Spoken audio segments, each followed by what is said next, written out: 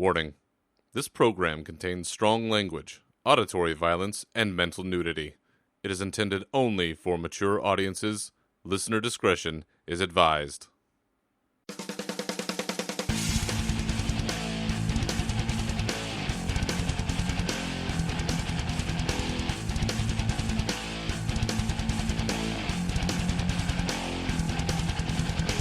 Hail, champions, and welcome back to your uncensored home for all things Warcraft, the Unshackled Fury podcast.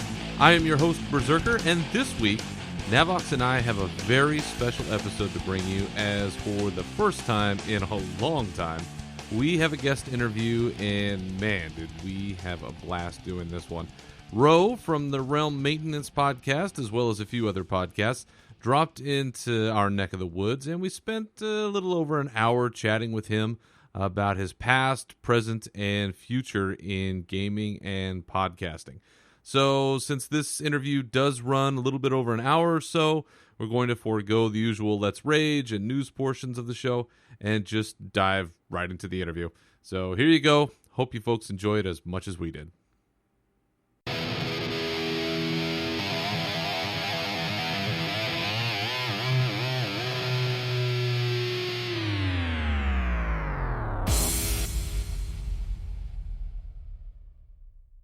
We have with us today the host of Realm Maintenance, Rolling Restart, and the recently launched Hearth Casual podcast. He is the keeper of the ancient podcast scrolls himself and Warcraft's own version of Dante Hicks. He is Rho'd. Welcome to the house that Rage built, sir. How the hell are you? I'm doing pretty freaking fantastic, and I can only hope to aspire to be more like Dante. I went into work today. I wasn't even supposed to be there, but I knew it. Hey, it is what it is. Are you fervently playing any hockey on the roof yet? No, I'm not playing any hockey on the roof. Quite frankly, I'm terrified of getting up on our roof because I'm afraid I'd fall through it. Because I am a man of some stature and size and weight in the community. People say that I have a lot of gravity, and so there you go. A lot of gravity. You know what? I might steal that one.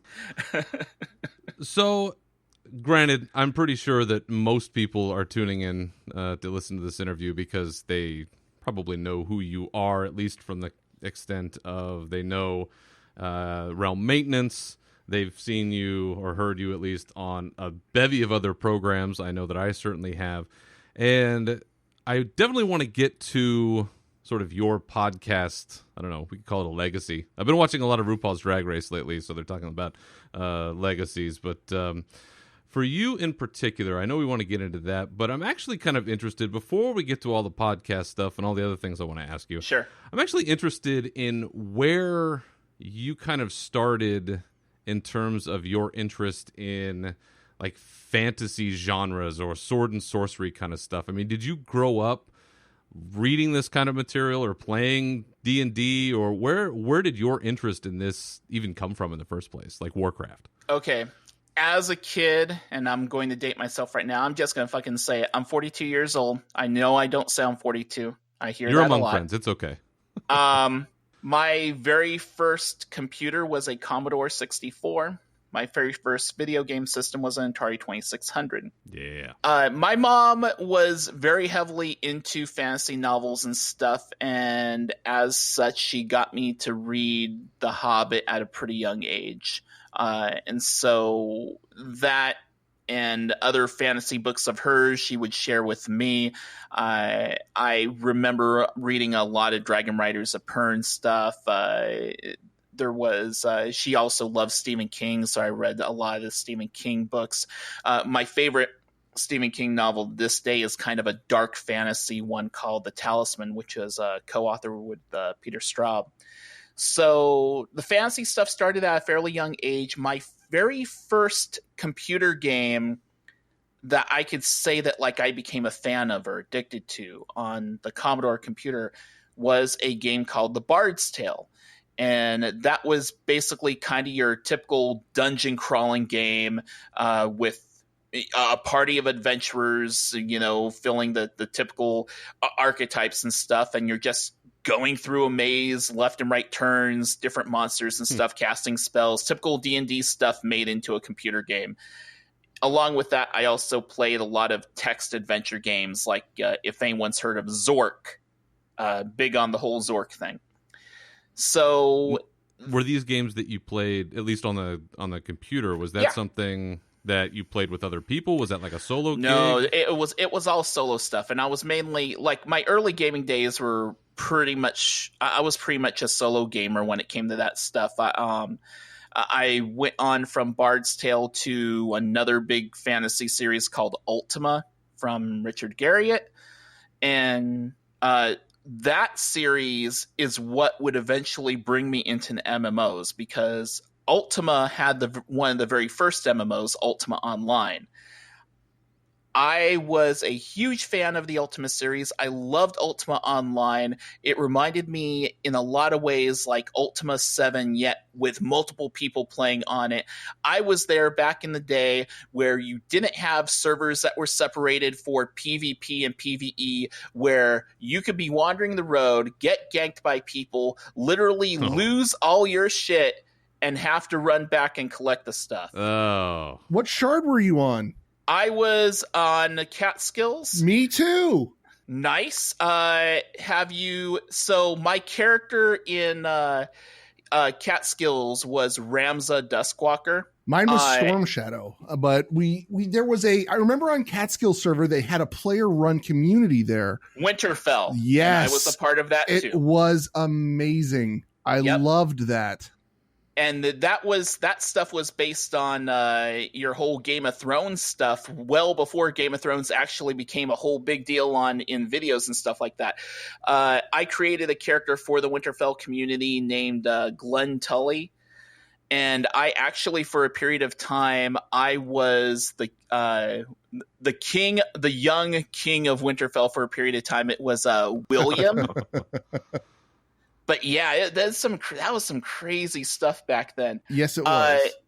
I was so involved in the Ultimate community that eventually I took the opportunity to become what's known as a seer. And seers were player volunteers that had access to a limited amount of GM tools so that you could spawn monsters, basically create these dynamic events that could happen in player communities or in your general cities and stuff like that. You had to draw up like the script and the general gist of the story, get it approved by the people at by your supervisor who worked for the company.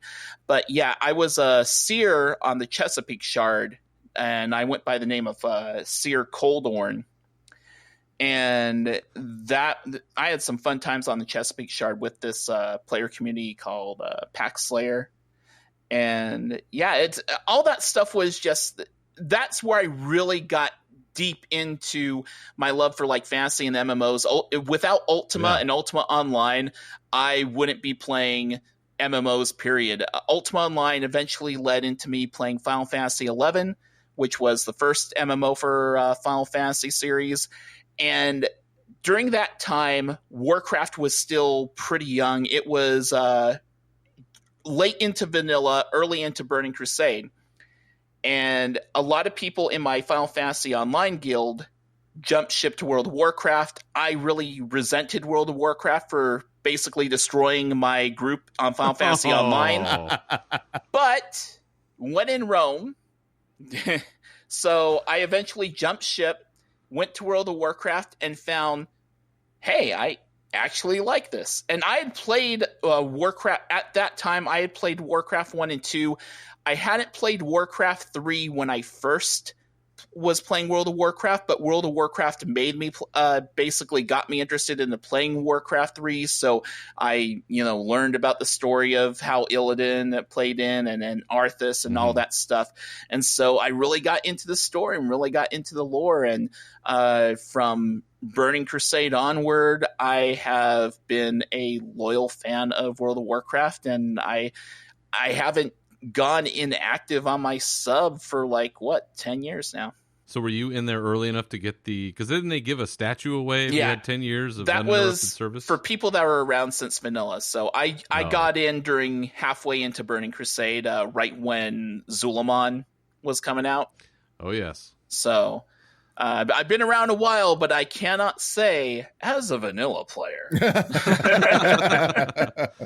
I don't have that stick up my butt. Well, it's funny that you bring up Warcraft 3 because, I haven't thought about Warcraft 3 in a long time, just in terms of anything other than the story. Because the story of Warcraft 3, especially the expansion with Arthas and the whole thing, I mean, it's as ingrained as anything. But now they're announcing that there's a Warcraft 3 tournament happening.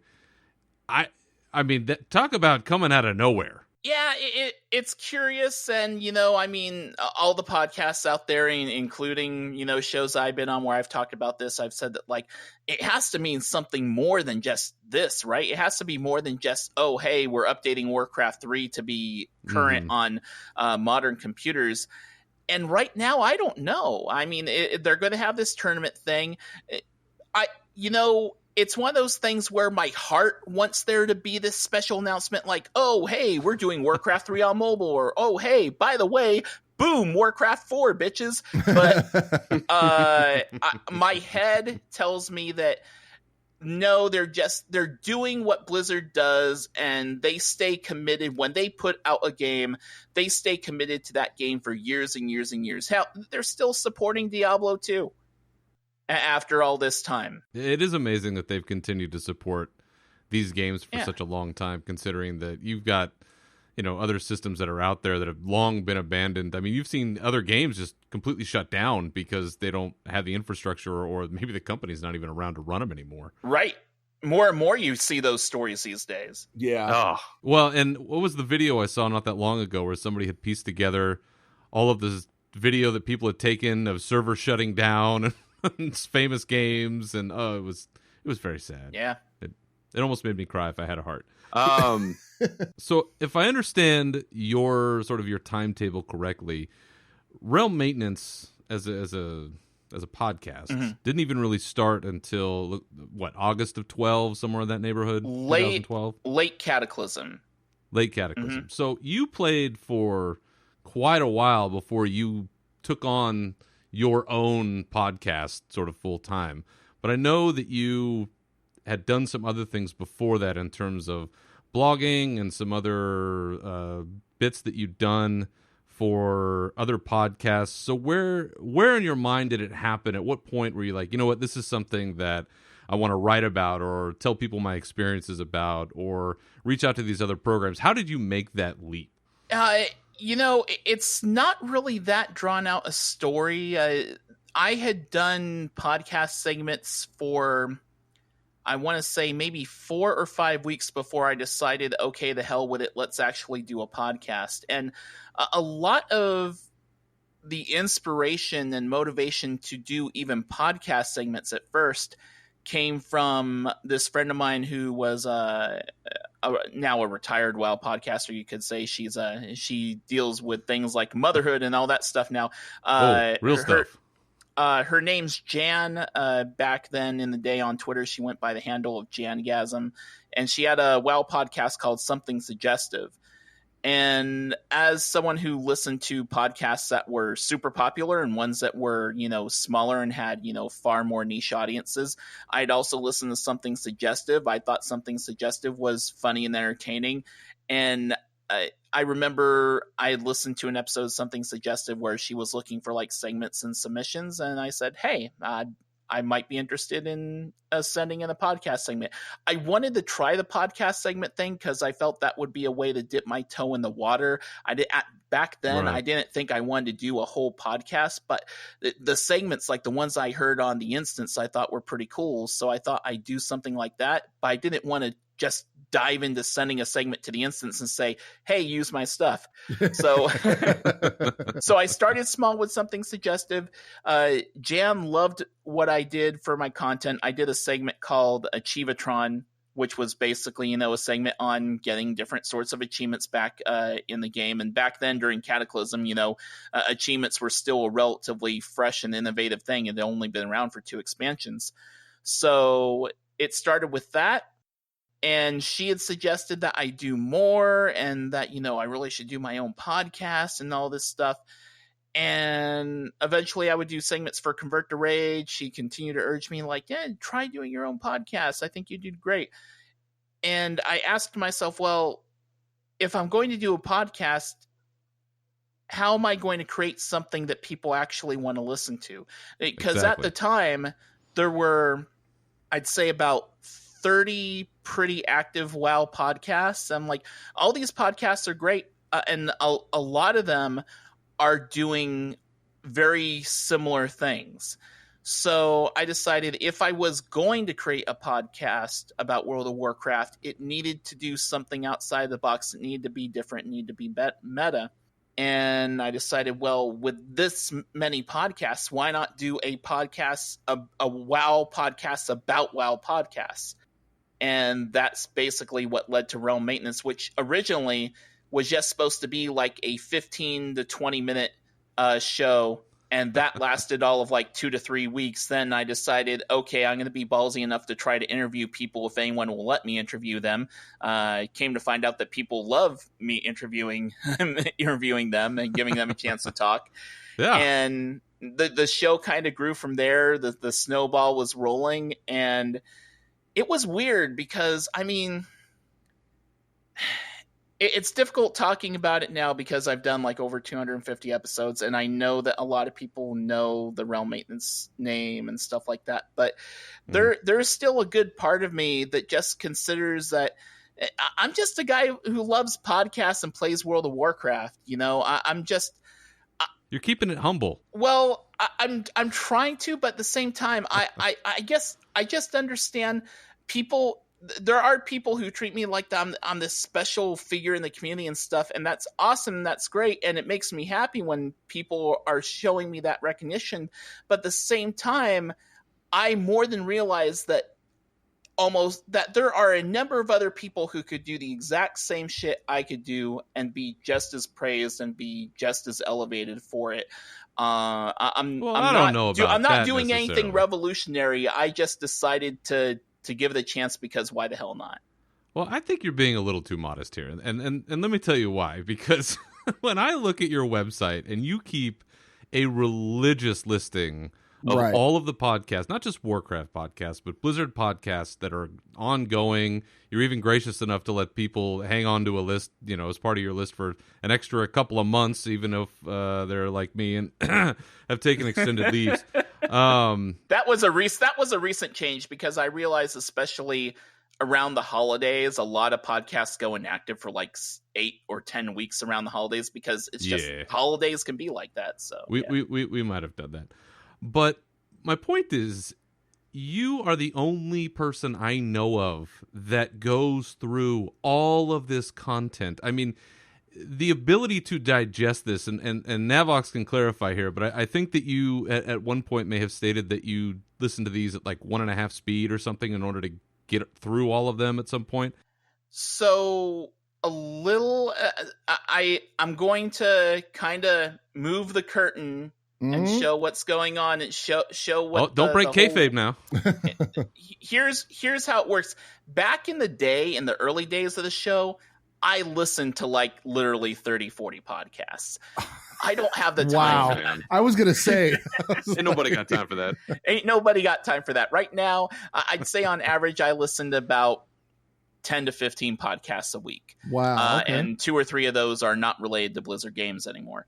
When it comes to like doing the weekly podcast roundup and just gaining notes for my show, quite honestly, using a spreadsheet I've collected with all these links to different web pages and shows and using the pages I've created, I literally will just go from one show to another's thing, look at the description for their show, quickly scan to see, okay, did they have a special guest? Do they mention a topic that seems interesting, that seems like something that that other shows aren't doing?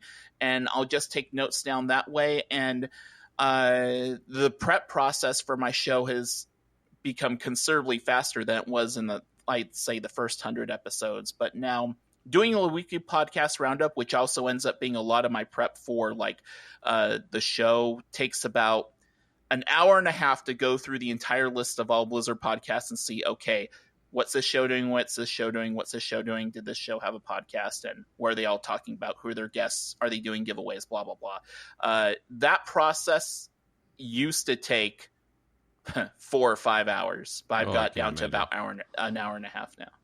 Outside of WoW podcasts, we all have those podcasts that we go to outside of WoW podcasts. Are there any that you listen, like you said, you have a couple that you listen to. What are your favorite podcasts outside of WoW podcasts that you listen to? Dungeons and Dragons stuff. So Critical Role, because everyone's doing it. Yeah. The recent Dungeons and Dragons podcast from Frog Pants, There Will Be Dungeons, is also pretty high on my list right now. And I will also, from time to time, listen to podcasts from the Collider Network. I will listen to Kevin Smith, Fat Man on Batman, that kind of stuff. Those are generally the non-Blizzard stuff that I listen to right now. And Easy Allies, which is a general gaming podcast. Nice. So getting back to your sort of wheelhouse, I guess. Mm-hmm. One of the things that I've long appreciated about you, about your show in particular, is that you, kind of to your point that you made earlier, is you take an interest in sort of the lesser known shows, myself being a very obvious, but you've got like what, 8 listeners now, right? Yeah, we've got a whole 8 listeners now. Nice. But here I was, I'd only done a handful of episodes. You brought me on for episode 199, I believe it ended up being. Mm-hmm. Fury Rho'd, which was a great title, and I have a feeling the title of this episode will play off of that as well. And I thought, one, it took a lot of guts to bring on a total nobody to, have a conversation about what was going on at the time. Well, to me, but that's the thing, though. I just need to quickly interrupt and say, to me, you aren't a nobody. To me, like anyone doing a Blizzard podcast isn't a nobody. I don't care if you're doing a podcast that only 3 or 4 people are listening to. The fact that you're willing to have the guts to put yourself out there on the freaking internet and talk about World of Warcraft, and who cares what people say about the stuff you put out there for good or bad, because when you're putting your podcast out there, you are exposing yourself to, just like there's the WoW forums, there's good old iTunes comments, and some of them can be downright disrespectful. True. Just to have the guts to do that, it takes a special something to decide, I'm going to put myself out there on the internet. So small podcasts to me are just as special as larger ones, because it still takes a little something to say, I'm going to do this. Are there certain things, now that you've listened to however many podcasts over the years, are there certain things that really grab your attention that, let's say, I'm working on something and I'm like, man, I really want to get something out there that, the community would be interested in, and particularly you, something that you might plug on your show or talk about on your podcast? Are there certain things that really grab your attention, or is it just kind of whatever's good at the time? I like podcasts that feel very connected to the community. I like podcasts that try to do some of the same things I do. I like podcasts that try to promote and lift other creators and other voices in the community. Those kind of podcasts tend to get my attention more than others, which is why shows like the Worgen's Howl, Azeroth Roundtable, a number of shows that tend to have regular guests usually got my attention more than others. Girls Gone WoW as well. People who, if you're a content creator and you're willing to show that, like, hey, it's not all about you, it's about us, it's about this family, this community that is playing this game, that's going to win points with me and get more of my attention when I'm checking out your shows. I am one of those people who, I've listened to a hell of a lot of podcasts from big and small people, and there are some people who get turned off by small podcasts that may not have the best audio in the world. I'm not one of those people. If you have audio issues with your show, it's not a deal killer for me, as long as it's not like, as long as your mic isn't crackling every 3 seconds or something like that. If you're using a headset microphone, then Is that going to be attractive to a lot of people? No. But is it going to be a deal breaker with me? No. I'll still listen to you if you have something that's interesting to say, and if you're trying to do something that's, you know, meaningful. If you and your co-host have chemistry, if you make me laugh, it's easy to get my attention. I really wish that I could get paid for doing what I did, for doing what I do, just so that I could have more time to listen to more shows. Not because I want to get, it's like the whole Patreon thing and stuff like that. I have a Patreon and I only get like, you know, $70, $80 a month for it. Could I have probably pushed on Patreon a bit more? Yeah, but at the same time, I kind of felt weird for doing that stuff. So I just kind of use it to pay for my hosting costs and stuff. All of that said, at the same time, I will shamelessly admit I would love to get paid $1,000, $2,000 a month to do what I do with Realm Maintenance, because it means I'd get to listen to more shows and not have to worry about having to go into a convenience store when I'm not supposed to. Living the dream. But it's not something I'm going to push for. It's I'm happy with my life, both my online life and my offline life. So you found a nice balance. Good for you. I'm still looking for that just before 10 o'clock in the morning. Still struggling with that kind of thing. So obviously we know you now. Ro, is, you know, you've established yourself in the community and you're podcasting and you're a good dude and the whole thing. There was a time when you had to start out. I mean, you weren't always a household name, as I think they say.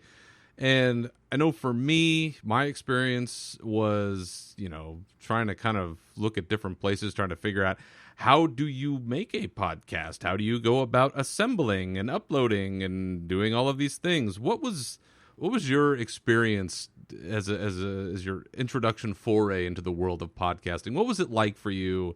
And what were your experiences like as you built sort of the Realm Maintenance brand? I got some advice on microphones from people in the community that were part of the All Things Azeroth podcast, because I was listening to All Things Azeroth a lot. And Haster, who's a listener to that show and also listened to a hell of a lot of podcasts. Haster probably listens to more podcasts for Blizzard right now than I do, for all I know. But I got the recommendation from him to use a Blue Snowball microphone, so he's responsible for that. As far as programming and stuff goes, I did a little research on the web, saw that, you know, as far as free software goes, there's this little thing called Audacity. Oh, yeah. I downloaded it. I didn't know what the hell I was doing. I basically ended up a lot of trial and error, a lot of self-teaching to try to learn how this thing works and how to do all the things you can do. As time went on, there were these services that came up. One right now that we're using, Zencastr, of course, makes recording very easy. Back in the day, recording and putting a show together could be a lot more complicated, and some people still use older ways. But there's another service called Auphonic, which I still use to this day, and it helps like balance sound levels. It helps remove noise. It takes a lot of the work out of my hands, and I feel happy with the quality of work that they do. You just submit the file, it goes through their algorithm, it processes it, spits it out in a finished format. And that saves so much time from me after recording the show that it was a lifesaver. There was a point where I was just feeling like, man, I'm spending 8 hours on a half-hour podcast. What the hell am I doing with my life? Now it takes, to put together a typical 1 hour episode, if you don't count the time actually recording the stuff, takes me all of maybe 3 hours to do everything I want to do with it. And I could probably take half as much time, but I still tend to like nitpick and listen to the whole thing a couple of times and make sure that, you know, am I missing anything? And things still slip through the cracks from time to time, and something stupid will happen, and I'll get a name wrong or pronounce a name incorrectly. Which brings me to a quick aside. Uh-oh. I've got to say, I listened to episode 25 of this show recently. Thank you for listening. Yeah. And Navox, I really appreciate that you have a fond appreciation of YouTube content creators for World of Warcraft. You know, Hazelnutty Games. Yes. Like Bellular, which is actually Bellular Bellular. Gaming, right? Bellular. Okay. Yeah, and my favorite one, Oh, no. and this is the one that just made me bust out laughing, Tristan and Evatel. Oh, how did I mess that up? Okay, so it's Taliesin and Evatel. Oh, thank you. Okay. How you turn Taliesin into Tristan blows my mind. I'm sorry. I'm. It's all throwing you under the good. bus. Listen, No, it's hey, a warrior podcast. They it's- don't give us any intellect. We just have to honestly, do the best we can. yeah, Especially this guy. that's it. Feel free to slam me for anything I've fucked up on my podcast, because I'm sure there's a long list. I stand corrected. Do you ever go back and listen to your old shows? Because I sure as hell don't listen to mine. Every once in a while, I will listen to episode 0 just to realize, dear fucking God, I was such a robot back then. Oh my God, yeah. And people will still say that I sound like I have a bit of a monotone when I'm like doing an interview and stuff like that. And yeah, that stuff's still going to linger, but I feel like over the years I've put in a little more personality into what I say when I talk. There's some habits and some quirks that you just can't change. And Sure. I'm sorry.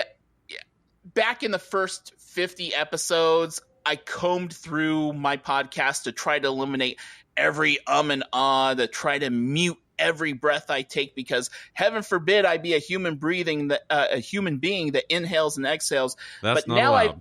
now I've gotten to the point where I'm like, the hell with it. If I breathe, I breathe. I just don't need to go. As long as I don't do any heavy breathing like that and make people think, oh my God, what kind of creep is this? A simple breath isn't the end of the world. People breathe. It happens. It's a natural bodily function. Deal with it. I just assumed that's why we weren't winning any awards, Nav. I thought it was just because of all my heavy breathing. It's all the heavy breathing. I think our And- next show is just going to be heavy breathing into the microphone, and yeah. And I'll and ah and do an occasional stutter, and that used to drive me insane, and I would like edit and nitpick every one of those things out. Now I'm at the point where I'm like, the hell with it. People still listen to me. People still listen to a ton of podcasts where that stuff happens all the time. Some of the most popular Blizzard podcasts out there have hosts that go and have pauses and stuff like that. So I don't worry about it anymore. If you're making your own podcast and you are self-conscious of your ums and breaths and stuff like that, don't be more worried about like your sound levels and stuff like that. If you want to nitpick your podcast quality, just make sure that you aren't really loud at one point and really quiet at another. Stuff like that's more annoying to people than you just breathing.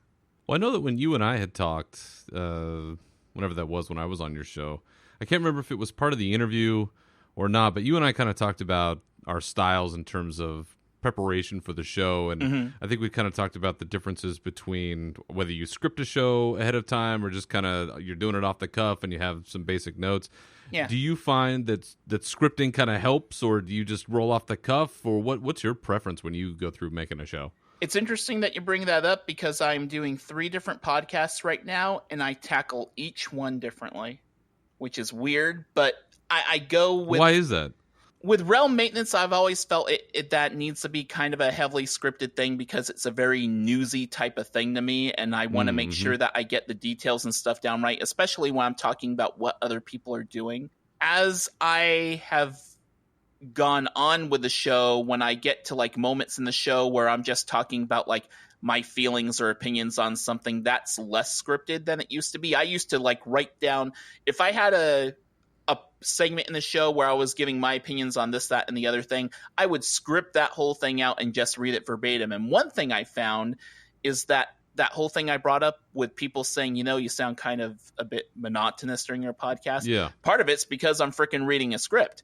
It became a crutch, and gradually over time, I still script the stuff, but at the same time, I allow myself to ad-lib, to go off script, to try not to look at every single word and just kind of use it as a guideline, because that allows me to just get more into it personality-wise. With WoW and the Rolling Restart show, it's not scripted whatsoever. There's only one line that's really scripted, and that's the intro to the show, just to remind myself exactly how the intro goes. Aside from that, it's a topic is thought up of, and we just talk about a topic for a while. And if we go off on tangents, we go off on tangents, and we just have a fun time talking about World of Warcraft. And then with Hearth Casual, which is the newest thing I'm doing, which is a Hearthstone podcast, doing a Hearthstone show is exciting and nerve-wracking at the same time. And again, I'm trying to create a podcast that tries to tackle the content and stuff from an angle that not many other Hearthstone podcasts are doing. Right. So it's kind of halfway in between Realm Maintenance and Rolling Restart, in that I have an outline, but it's just an outline, and there's not written out sentences and stuff. It's just an outline to kind of keep myself and my co-host Kevin on pace, but it doesn't need to go into detail, just as long as we cover points A, B, and C, talk about how we think about it. If we go off on tangents, so be it. But Rolling Restart's super free form. Hearth Casual has a skeleton outline, and we just roll with it. And Realm Maintenance will always have a very kind of newsy feel to it, just because that's what I'm comfortable with that show. Now, let me ask you side question with your podcast. We noticed that from time to time, podcasts will group together with their own little podcasting groups, and they form for lack of better terms, a podcasting group. How do you decide like who you're affiliating with at the time? How does that work? So for the longest time, as far as these podcast networks go, for the longest time, I kept Realm Maintenance away from a podcasting network, because I was concerned that if I aligned myself with one podcast network, then other networks would think that I'm not going to include their stuff or mention them or stuff like that. I didn't want other networks to feel like I was, playing favorites or such. Okay. Man, I forget exactly when, but at some point I decided that I didn't really care exactly what people thought of who I associate with and who I decide to align with. But at one point I just decided, you know what? People can deal with it. I think I'd done the podcast long enough to pretty much prove my point that I'm covering big shows and small shows. I'll cover shows I like, and I've even covered shows on Realm Maintenance that I personally don't like, but I still want people to know about. So eventually I just signed up. I reached out to Pat Crane would convert to Rho'd, and for a good, I want to say, 1.5 or 2 years, Realm Maintenance was part of the Signals Media Network. And at one point I just decided, Signals Media was cool and stuff like that, and it was kind of an in thing to be with.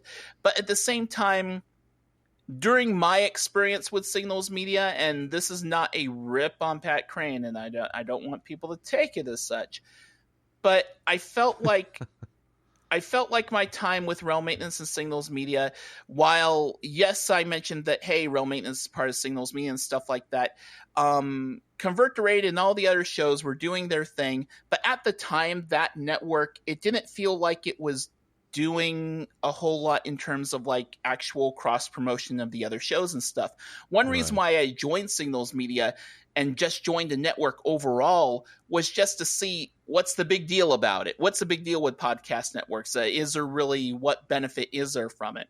Yeah, exactly. And from my experience with Signals Media, I wouldn't say it was a bad experience, but was a very neutral experience, I'd say. It's like nothing gained, nothing lost. So I reached a point where I was like, okay, well, this has been my experience with Signals. Let's try another network and see how that one turns out. And I gravitated toward the Frozen Fox Media Network, the people that are behind the Worgen's Howl, because at that time when I made that switch, the Worgen's Howl for me was like a podcast I was, you know, super into. I'm still super into a very community oriented podcast, one that promotes like other artists, other content creators and such like that. And it's like, and they had this little small network going on. It's like, you know, this is a pretty awesome little group. It's like this isn't the biggest network in the world, but I've never been about.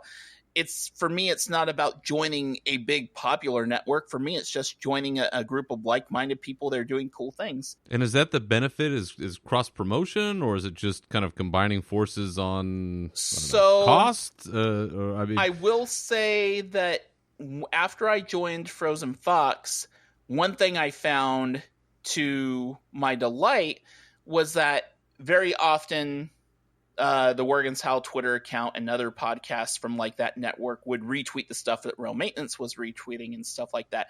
And it just felt like they were more conscious of what I was doing with my shows. And then I tried to in turn do the same. And it was just a very open and sharing relationship. And it was awesome and stuff. And I will probably stay with Frozen Fox for the foreseeable future. I don't see any reason why I would leave it.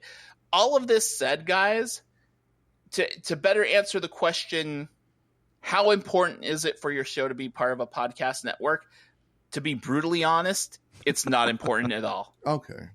It really isn't. I don't know about that because I know, because I see the numbers. You know, I can tell that when you, Mr. Rowe, when you retweet one of our incessant postings when we have a new episode, we get like a whole 10 more people than we would have had before. So I can definitely see the bump that happens when other people are, you know, putting. Don't get me wrong. I think out. I think there's value to be had in networking. I think there's value to be had in, you know, social media and sharing and retweeting and stuff like that. I just mean as far as the construct of a podcast network goes.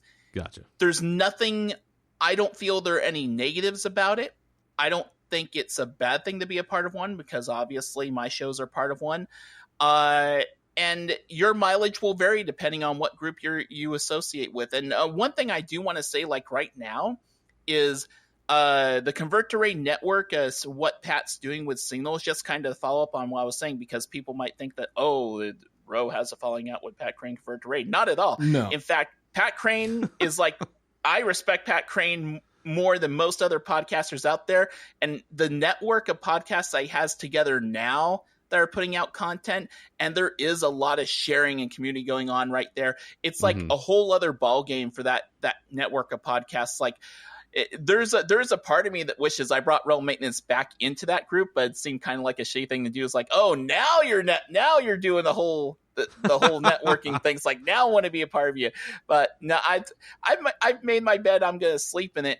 But no, the Convert to Raid network and all the podcasts that are part of it, it's an awesome group of people, and they're doing exciting stuff, and they're growing and expanding, and it's great. And Lagging Balls is part of it, and Lagging Balls is like one of my favorite podcasts in the world. Yeah. Maybe this is our problem, Nav. We need to be doing more cross promotion. Cross promotion's important, and that's one reason why Realm Maintenance and like why I became as well known as I guess I am,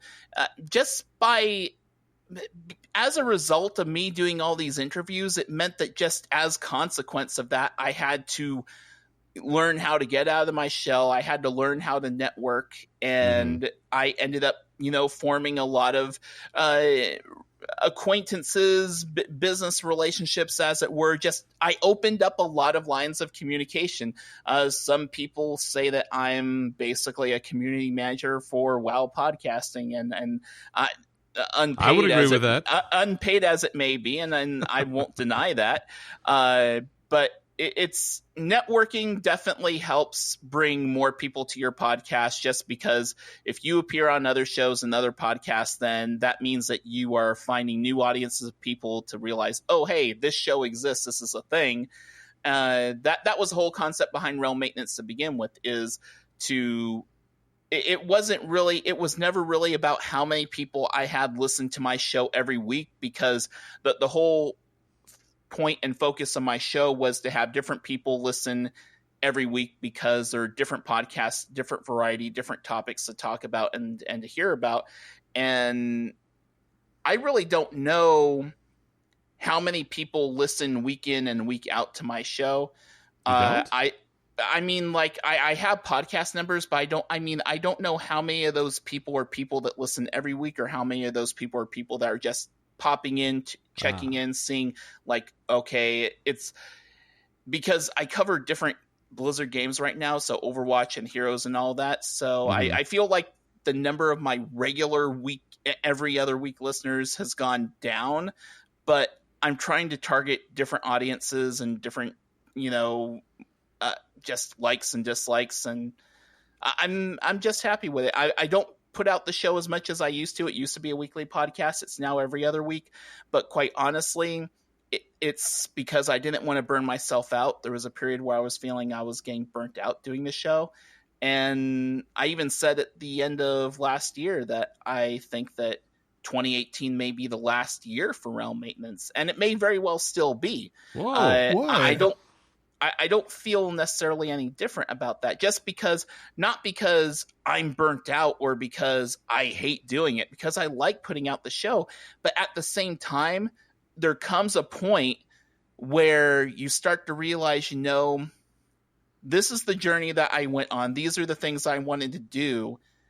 I feel like for the most part, I've accomplished a lot of the things I want to do with this project. And there are other spaces I want to explore and other avenues I want to explore. One reason why I created Rolling Restart and now Hearth Casual is because if and when Realm Maintenance comes to an end, I still want a podcast. I don't want to give up podcasting. I still want to talk about things I'm passionate about. So that's another reason for why I'm doing 3 shows now.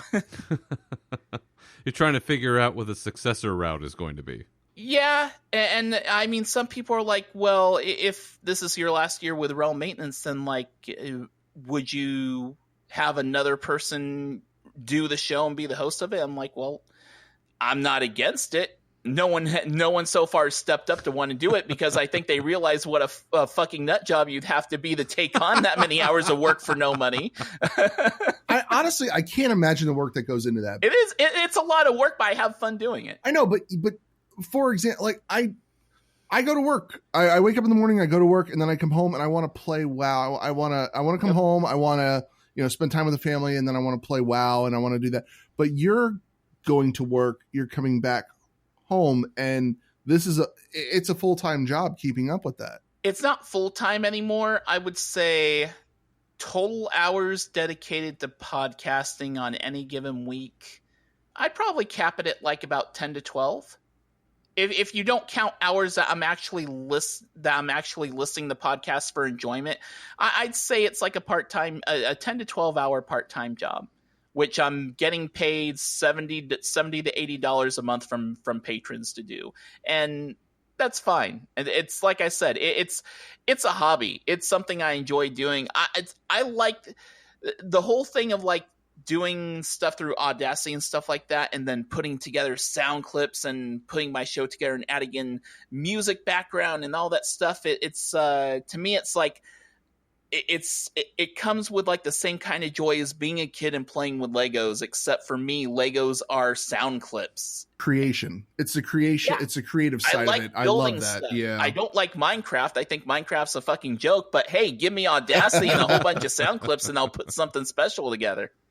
So when you talk about, maybe the future of Realm Maintenance, winding that up, and that you have essentially met certain accomplishments or goals that you had set out for yourself, what kind of accomplishments are you talking about? I got a lot of people to discover a lot of shows that they hadn't known about before. I broadened my horizons and went beyond World of Warcraft, which is something that I thought about even when I first started doing Realm Maintenance, but didn't think I was going to do, and I eventually did it. Because I was like, maybe I'll cover StarCraft and Diablo 2, and it didn't necessarily go that direction. It went in the direction of new games from Blizzard that back then weren't even a thing. I got to interview tons and tons of people. I got to establish friendships and make relationships with people I never thought I'd get a chance to. I mean, nowadays, talking to someone like Pat Crane or like Scott Johnson, it's to me, it's kind of like a normal thing. It's a very casual thing. And of course, there's still people out there who'd be like, "Oh my gosh, you got to meet Scott Johnson, or you got to talk to Scott Johnson. That's an amazing thing." And I used to be that guy who'd be like, "Oh my gosh," because there are these people that I really idolize, and now it's not a matter of idolizing them. It's just a matter of having a great amount of respect for them. You're one step away from my personal Lord and Savior, Chris Metzen. That's about the one last thing on the bucket list, right? Boy, if I could end Realm Maintenance with a Chris Metzen interview, that'd be the best thing in the fucking world. That's the way I want to go out. Oh, man. I want to interview Metzen, or hell, even interview Morheim, and have it be the end of the year. Have it be at the end of December, and that'd be amazing. Have Mike Morheim on. And the first thing I want to say is, Mike, what a year it has been. We love Mike's presentations at BlizzCon. Oh yeah. It's great, but yeah, it's just one of those things where like I like putting together the show, and I feel like it's kind of getting to the point where it's almost run its course. I have now there are new podcasts that are being created practically every week, every month, and I don't think it's necessarily possible for me to ever run out of interviews. There are a few shows that I will never get to interview because they never reach back out to me when I say, "Hey, do you want to be featured on the podcast?" And come on now, that can't possibly happen. There are a handful of shows that do not communicate with me.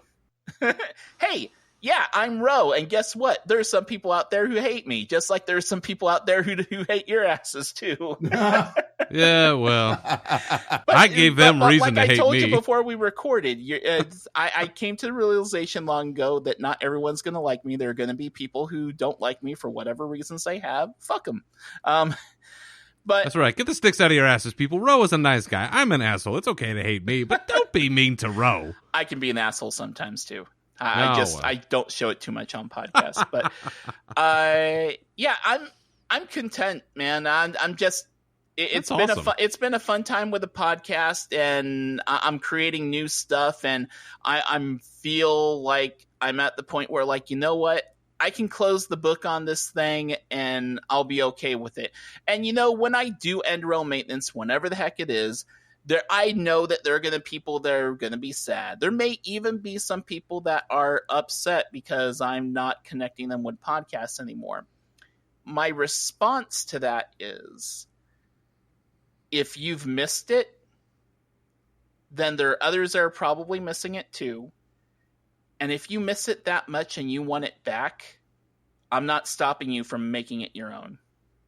Like, people can, what I did with Realm Maintenance, I just took something I was passionate about. I was passionate about podcasting. I did a podcast about podcasts. There is nothing I have done that anyone else out there cannot do. When Realm Maintenance is done, if you want to create a podcast about podcasts, man, do it. Because there are people that are going to listen to it, and there are going to be people that are going to love you for it. There's a Hearthstone podcast out there that's now talking about other Hearthstone podcasts. And when I found out about that show, it's called The Daring Reporter. And they decided to create a Hearthstone podcast about other Hearthstone podcasts. And that was kind of a big sign to me that, like, you know what? I can leave whenever I want.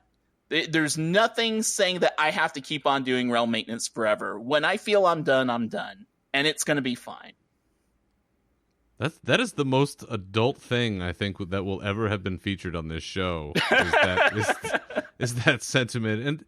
And honestly, I think that's inspirational. And I can't believe I'm saying this, but I mean, to be able to be at that point with your show and with kind of your place in all of this, because I know that, at least from my perspective, it's a lot of learning and not knowing what exactly it is that you want to be shooting for exactly, and where you are in the grand mix of things. So that's very encouraging to hear you say that. And I I think that's quite honestly something that most of us should aspire to, at least to some degree. I will say, because one thing I forgot to touch on, because you'd mentioned goals. I would be lying if I were to say that I didn't care if Blizzard recognized or appreciated what I was doing. I think almost any person creating a Blizzard podcast is going to cream his or her figure pants when Blizzard actually features them or gives them recognition or acknowledgement of something that they're doing. Right. And I've had opportunities. I mean, I've been given a number of opportunities by Blizzard, whether it's been a media pass to BlizzCon, whether it's been access to betas and alphas. I'm not one of those alpha whiners, because yes, I'm in the Battle for Azeroth alpha. Fucking deal with it. Look at this guy. Look at this guy. Look at this asshole playing Battle for Azeroth alpha. How come he's in the alpha and I'm not? You Guys, are the one that should be in it. If I get 500 more retweets, I think I'll get in the alpha, and I'll give you guys. I'll give you guys an alpha key too. But thanks, buddy. Awesome. But seriously, yes, I've wanted that recognition too, and I've been lucky enough to get that recognition, and that recognition is awesome. And I would be. Yes, it was important, and yes, I like it, and yes, I enjoy it. At the same time, that recognition was never at the top of my goals and list of things I wanted. It was definitely on that list, but it wasn't the be-all or end-all. That being said, it's been a hell of a journey. I've gotten a lot of great opportunities when it comes to either things from Blizzard or things from just other people that I've met, and it's... you get what you get out of something what you put into something. True. That's all there is to it. So now you and I have actually met in person. Yeah, you're a very imposing individual. It's like you're one of the few people at BlizzCon that I was nervous to be around, because you look like, man, do not this guy. If you meet Berzerker at BlizzCon, I mean, you probably have a heart of gold inside and stuff like that, but man, you are intimidating to be near. I am a big cuddly teddy bear, as anyone in my family can attest.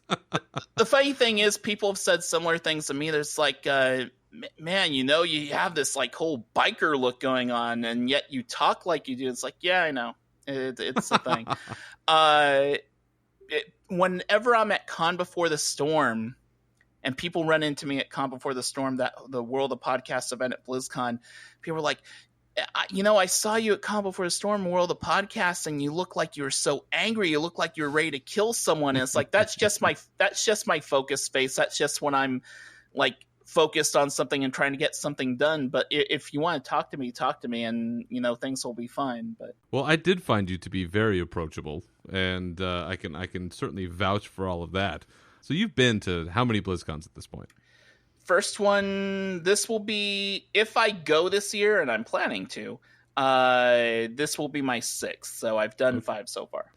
So out of all of those, 2 things. Mm-hmm. One, what was the most memorable thing that you personally witnessed inside the convention hall? And 2, what was the most memorable thing you witnessed outside of the convention hall?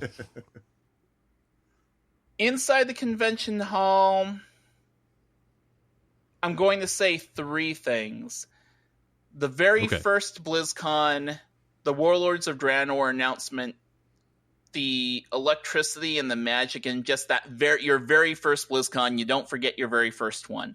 And very to true. Be there for an expansion announcement on my very first BlizzCon was something special. So that moment was great. The second thing inside BlizzCon, going to the Heroes of the Storm Grand Championship in 2015 and watching Cloud9, a North American team, win it all. Yep. And that will probably never happen again, because Korea is serious about it now.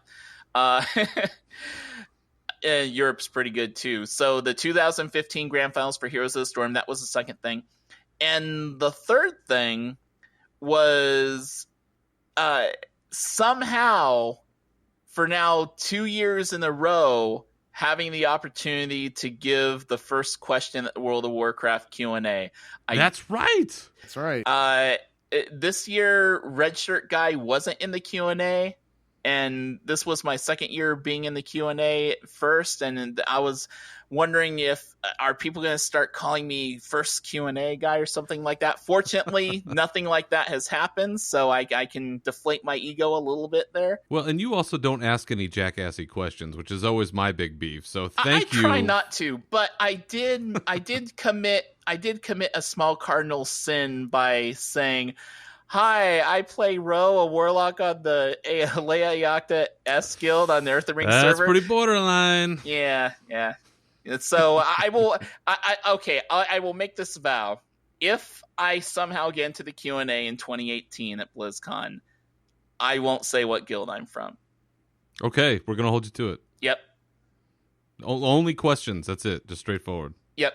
Just hard facts. I'm going to ask a very important question that Ian and the rest of the team are going to be like, yeah, that's a really good question. And we're going to give a very political answer and say that's something we've thought about. Yes. And it's something not in the cards right now, but something for us to consider later. Well, that's it. That is how we ended up with Illidan coming back. Yeah. And outside of the convention hall, what's the most memorable thing you've seen? Oh, this better be good. Yeah, come on. Something good. Crazy. I'm trying to think of a way. I'm trying to think of a way to say it without giving away too much.